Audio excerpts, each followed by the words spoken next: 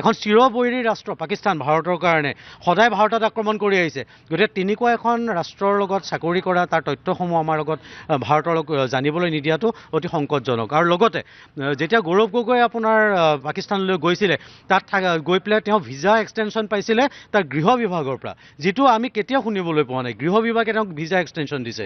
তাৰপিছত তেওঁ 10 দিনৰ কাৰণে ফুৰিবলৈ গৈ তাত য'ত আছিলে তাত ফুৰাৰ কোনো তথ্য নাই। তেওঁ 10 দিন ডিজিটেল চাইলেঞ্চত আছিলে।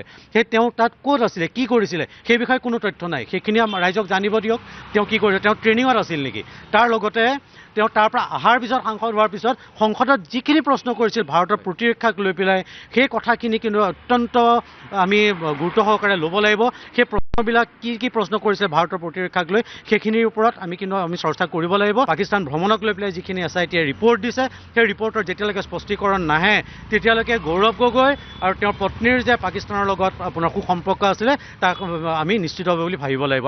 আৰু এটা কথা, পাকিস্তানলৈ যোৱাৰ পিছৰে পৰা আমি দেখিছোঁ, এই সম্পৰ্কৰ কথাবিলাক অলপ ওলোৱাৰ পিছৰ পৰা আমি আৰু এটা কথা লক্ষ্য কৰিব পাৰিছোঁ, তেওঁৰ ঘৈণীয়েক আৰু ল'ৰা ছোৱালীৰ চিটিজেনশ্বিপ কিন্তু ব্ৰিটেইনত দি দিলে।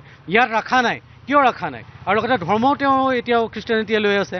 ইয়াত ৰখা নাই কাৰণে আমি আৰু এটা ভাবিবলৈ বাধ্য হৈছোঁ, কাইলৈ যদি কিবা এটা প্ৰুভ হয়, তেওঁ বিদেশী সম্পৰ্ক প্ৰুভ হয়, ঘৈণীয়েক আৰু ল'ৰা ছোৱালী ইয়াৰ পৰা বাহিৰত ৰাখিয়ে দিলে, তেওঁ ইয়াৰ পৰা সোনকালে ওলাই যাবৰ কাৰণে সুবিধা হ'ব নেকি? সেইকাৰণে ঘৈণীয়েকক বাহিৰত ৰাখিলে নেকি?